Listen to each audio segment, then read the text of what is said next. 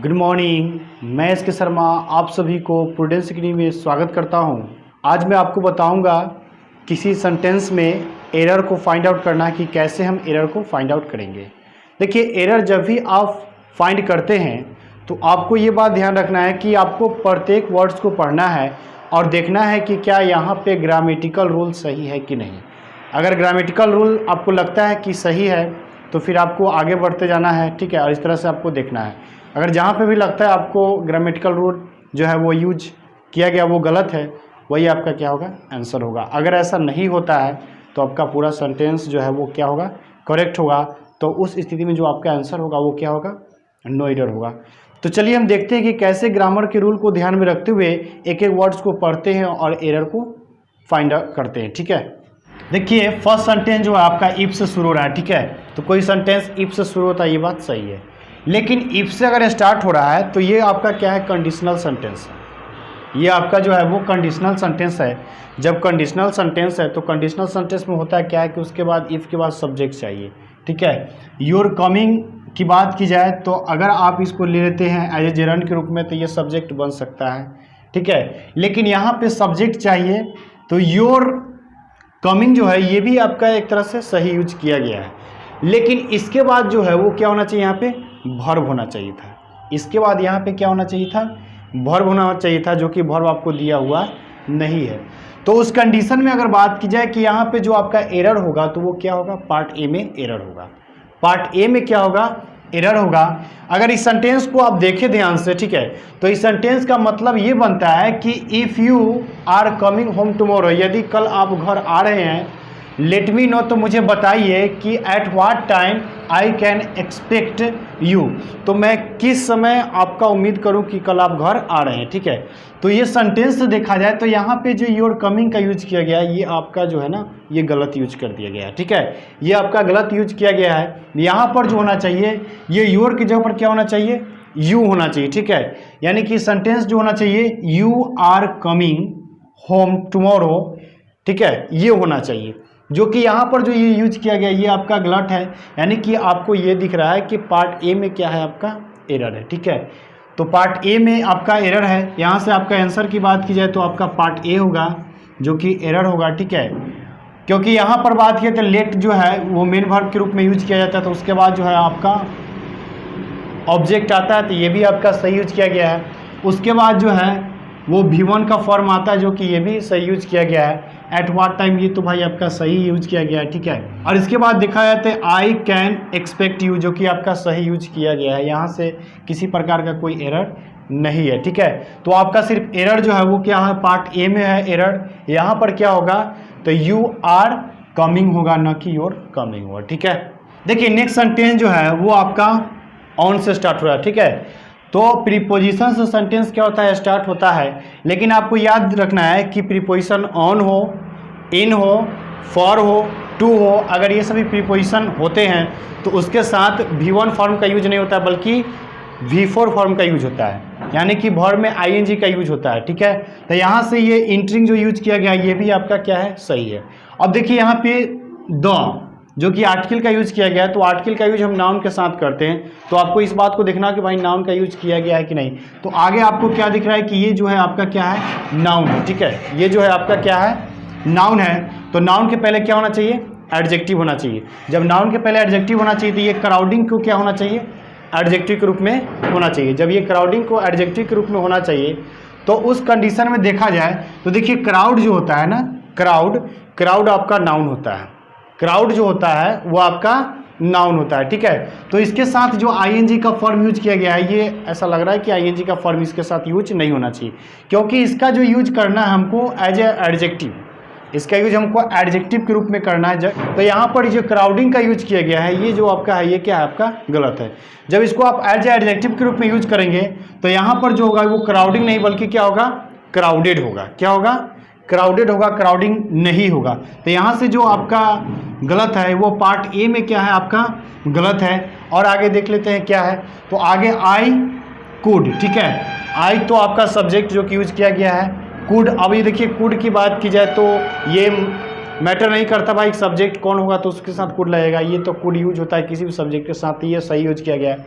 Not लगाकर negative किया गया, इसके बाद V1 का फॉर्म होगा, ये भी आपका सही है।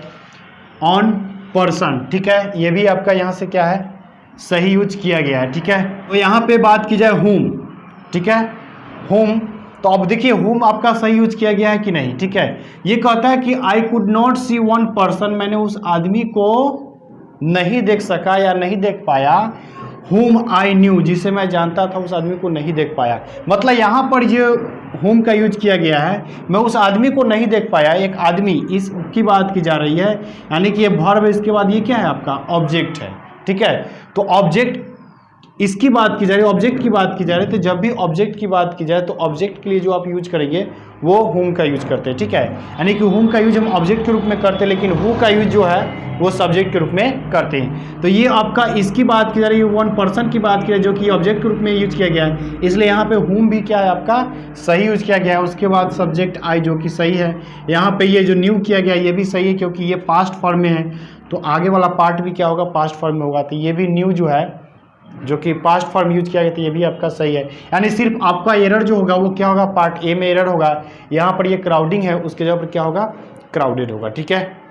देखिए नेक्स्ट सेंटेंस है कि he studied so hardly, he studied so hardly, he तो सब्जेक्ट है, ये सही है, उसके साथ वर्ब टू यूज किया गया, ये भी आपका सही है। सो हार्डली, अब देखिए हार्डली का जब आप यूज कर रहे हैं तो ये हार्डली का जो यूज किया जाता है मेन वर्ब के पहले किया जाता है।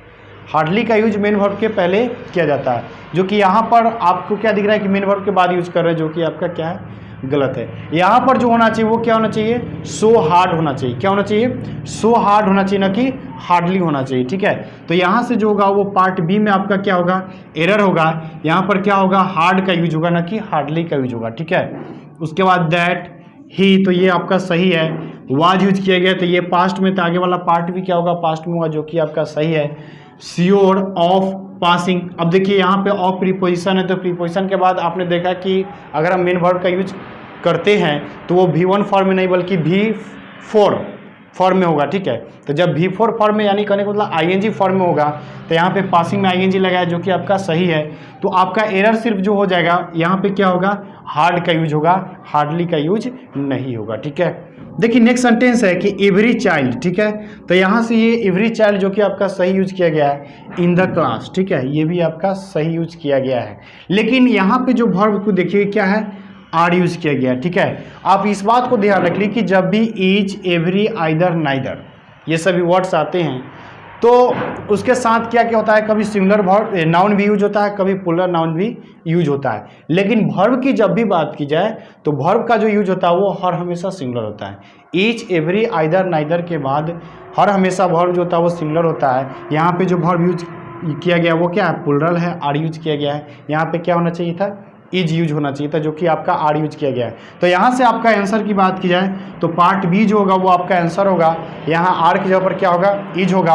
अब यहाँ से बात की जाती है सैंडल्स, जो कि आपका सही यूज किया गया है, ठीक है। क्योंकि कुछ ऐसे नाउन होते हैं जो एक साथ जोड़े के रूप में आते हैं, जैसे आप ट्राउजर की बात कर लो, सैंडल्स की बात कर लो, शूज की बात कर लो, इसमें आपको प्लूरल करना पड़ेगा।